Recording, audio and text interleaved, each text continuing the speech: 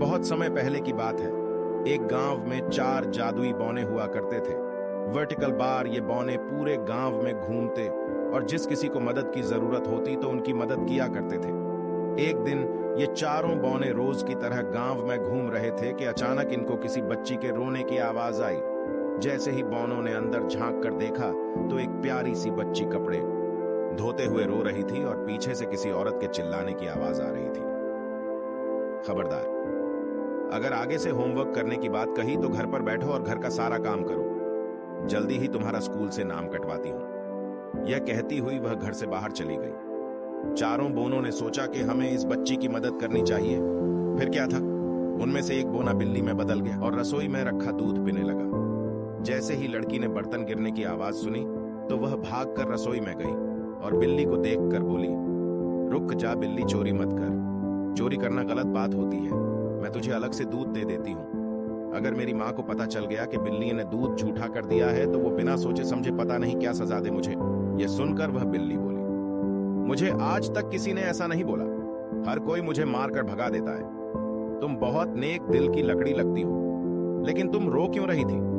बिल्ली के पूछने पर लड़की ने दुखी चेहरा बनाते हुए बोला, मेरा नाम शाइनी है। ये मेरी असली माँ नहीं है, यह मेरी सौतेली माँ है। मेरे पापा काम से अक्सर बाहर रहते हैं।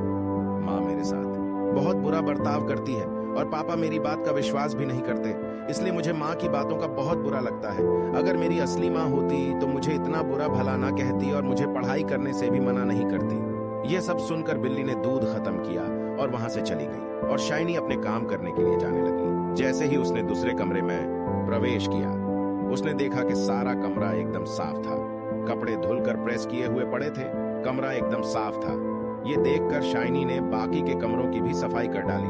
कुछ समय बाद जब उसकी माँ आई तो घर का बदला रूप देखकर वह हैरान रह गई। उसे विश्वास ही नहीं हुआ कि ये सब इतने कम समय में कैसे हो सकता है। यह सब जानने के लिए अगले दिन शाइनी की माँ ने जानबूझकर पूरे घर में कचरा गिरा दिया और सारे बर्तन गंदे कर दिए और शाइनी को गुस्से में बोली, मैं एक जरूरी काम से बाहर जा रही हूँ। अगर ये सब काम 2 घंटे में पूरा ना हुआ तो आज रात को खाना नहीं मिलेगा। यह कहकर वह घर से चली गई। शाइनी बहुत डर गई थी और जल्दी में घर का सारा काम करने लग गई। यह सब जादुई बौने देख ही रहे थे कि उसी वक्त शाइनी के हाथ से एक कांच की कटोरी गिरकर टूट गई। यह सब देखकर शाइनी समझ गई कि आज रात उसे भूखा ही सोना पड़ेगा। कुछ देर बाद वही बिल्ली अंदर आई और बोली, आज दूध मिलेगा शाइनी। शाइनी ने अपना दुहक ना बताते हुए बिल्ली के लिए दूध डाला और अपना काम वापस से करना शुरू कर दिया। यह सब शाइनी की सौतली माँ देख रही थी। उसने देखा कि जब तक वो बर्तन साफ कर रही है, पीछे से कुछ बौने घर का सारा काम कर रहे हैं। वह सोचती है कि क्यों मैं इन बौनेों को पकड़ लूं, लेकिन जैसे ही वह उनको पकड़ने के लिए घर में आती है, उसे कोई नजर नहीं आता, लेकिन घर पूरा साफ होता है। ये सब देखकर शाइनी की माँ को गुस्सा आता है और वह गुस्से में शाइनी की पिटाई करने लग जाती है। माँ, बता कहाँ है वह बौने? बता कहाँ है वह बौने? शाइनी, मुझे कुछ नहीं पता माँ, आप किसकी बात कर रहे हैं?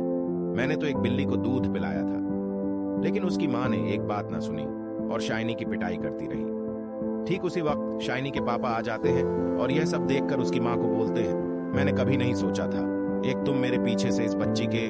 उस दिन के बाद शाइनी को उसकी माँ ने कभी तंग नहीं किया और शाइनी ने खूब मन लगाकर पढ़ाई की। आगे जाकर शाइनी डॉक्टर बनी और उसने कई लोगों का मुफ्त में इलाज किया। दोस्तों, इस दुख भरी कहानी से यह शिक्षा मिलती है कि अच्छा करने वालों के साथ कभी बुरा नहीं होता।